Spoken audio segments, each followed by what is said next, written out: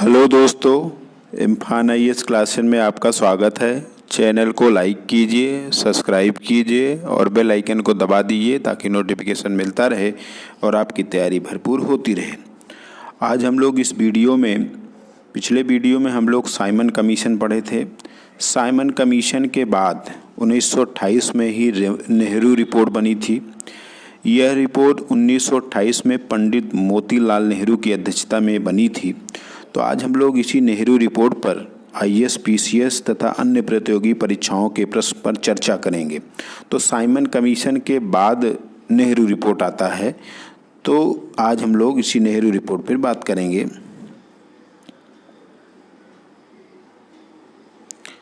तो आज का जो पहला क्वेश्चन है कि नेहरू रिपोर्ट कब प्रस्तुत की गई थी। ये एग्जाम में कई बार पूछा गया है। पहला ऑप्शन है 1 मई 1927, 28 अगस्त 1928, 2 सितंबर 1928 या 2 अक्टूबर 1928। तो इसका सही आंसर है 28 अगस्त 1928। तो पंडित मोतीलाल नेहरू जी की अध्यक्षता में जो एक समिति बनी थी, उसने अपनी रिपोर्ट 28 अगस्त 1928 को सौंपी थी।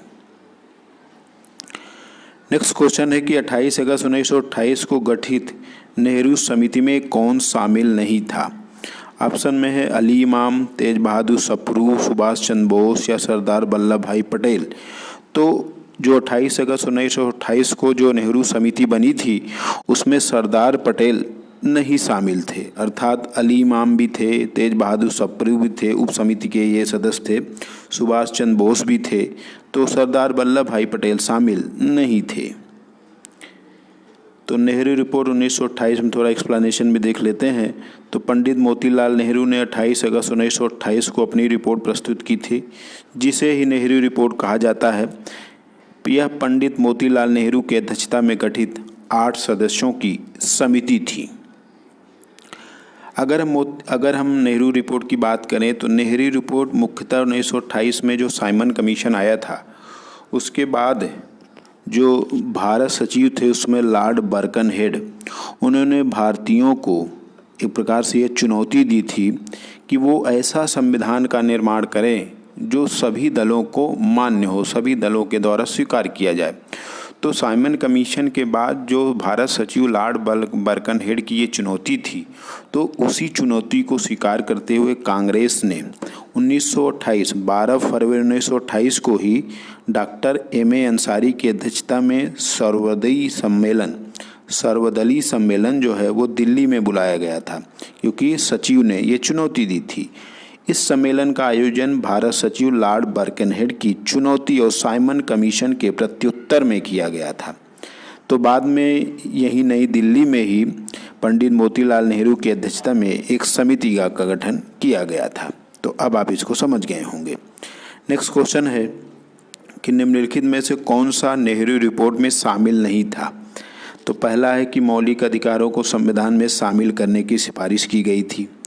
दूसरा, देश के प्रांतों को केंद्र की भांति उत्तरदायी शासन की स्थापना करना था। तीसरा, भारत को औपनिवेशिक स्वतंत्रता प्रदान की जाए। और चौथा था कि केंद्र में पूर्ण उत्तरदायी सरकार की स्थापना न की जाए। तो ऊपर के तीनों सही है, मतलब जो नेहरू जी ने अपनी रिपोर्ट बनाई थी, उस रिपोर्ट में मौलिक अधिकारों को भी संविधान में शामिल करने की बात की गई थी। प्रांतों को केंद्र की भांति उत्तरदायी राज्यों उत्तरदायी शासन की स्थापना भी करना था। भारत को औपनिवेशिक स्वतंत्रता प्रदान भी करना था। ये जो चौथा पॉइंट है कि ये भी पॉइंट था कि केंद्र में पूर्ण उत्तरदायी सरकार की स्थापना की जाए, लेकिन ऑप्शन में है न की जाए। तो इसका ये सही वाला आंसर है, ये चौथा।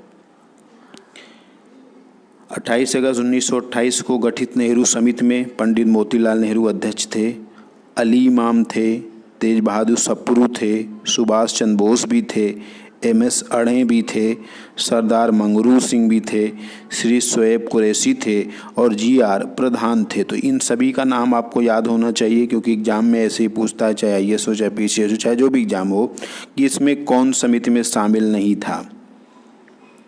तो नेक्स्ट क्वेश्चन है कि निम्नलिखित में से कौन सा नेहरू रिपोर्ट में शामिल नहीं था। पहला है, गवर्नर जनरल को संवैधानिक प्रधान के रूप में कार्य करना चाहिए। दूसरा है कि केंद्र और प्रांतों के मध्य शक्तियों का उचित वितरण करके अवशिष्ट शक्तियां केंद्र को देनी चाहिए। तीसरा पॉइंट है केंद्र में 1/3 मुस्लिम प्रतिनिधित्व होना चाहिए। और चौथा था कि भारत में प्रांतों का गठन भाषाई आधार पर किया जाए।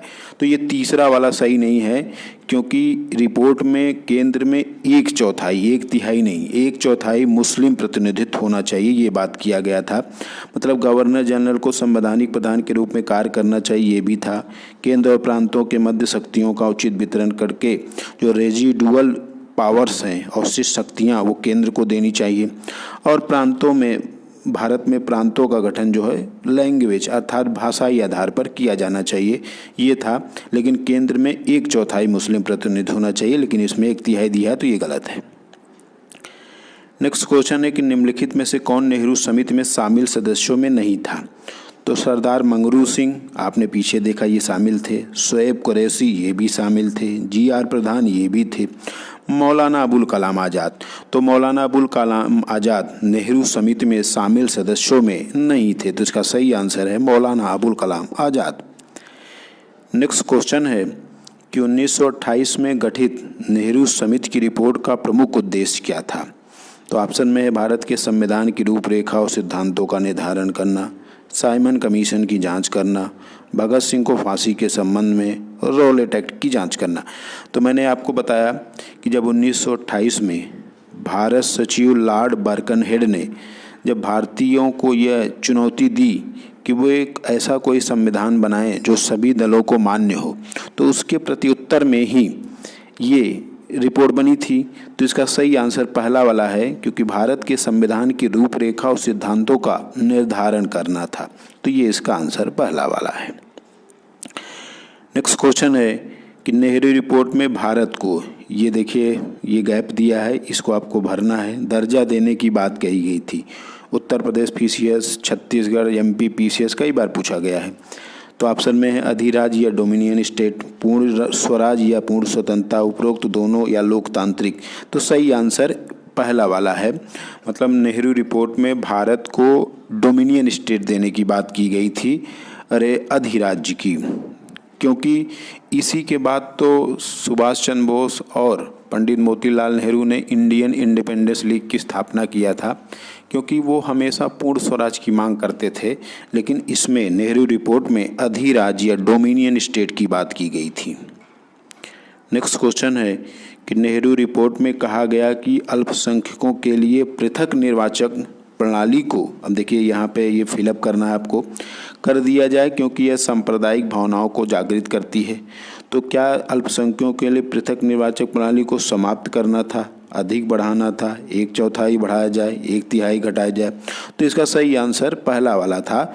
मतलब नेहरू जी की जो समिति थी वो ये मानती थी कि भारत में किसी भी धर्म के लिए अलग से पृथक निर्वाचक प्रणाली न अपनाई जाए, तो ये उसको समाप्त करने के पक्षधर थे, क्योंकि वो मानते थे कि ऐसा सांप्रदायिक भावनाओं को जागृत करेगा। नेक्स्ट क्वेश्चन है कि नेहरू रिपोर्ट के समय भारत का वायसराय कौन था? ये भी एग्जाम में बहुत बार पूछा गया है। ऑप्शन में है Lord Canning, Lord Irwin, Lord Minto, Lord Mayo. तो सही आंसर लॉर्ड इरविन है। तो लॉर्ड इरविन भारत के वायसराय 1926 से 1931 तक थे, जो कि नेहरू रिपोर्ट 1928 में आया था। तो उसी दरमियान ये भारत के वायसराय थे लॉर्ड इरविन। नेक्स्ट क्वेश्चन है कि नेहरू रिपोर्ट के समय भारत सचिव कौन था? तो ऑप्शन में है Lord Minto, Lord Birkenhead, Lord Mayo, Lord cruise. तो आपको हमने बताया कि उसमें भारत सचिव लॉर्ड बर्कनहेड थे। इन्होंने ही भारतीयों को चुनौती दी थी कोई संविधान तैयार करने के लिए। तो देखिए स्पष्टीकरण भी देख लेते हैं। तो नेहरू रिपोर्ट उस समय के भारत सचिव लॉर्ड बर्कनहेड के द्वारा भारतीय नेताओं को संविधान तैयार करने की चुनौती के बाद नियुक्त किया गया था। तो ये नेहरू रिपोर्ट बनी थी। तो आज हम लोगों ने नेहरू रिपोर्ट पर जितने भी क्वेश्चन आए हुए हैं, जितने भी आगे आने की संभावना है, सब पे प्रश्न बनाया। इम्फान IAS क्लासेस को लाइक कीजिए, सब्सक्राइब कीजिए और बेल आइकन को दबा दीजिए, ताकि नोटिफिकेशन मिलता रहे और आपकी तैयारी भी भरपूर होती रहे। धन्यवाद।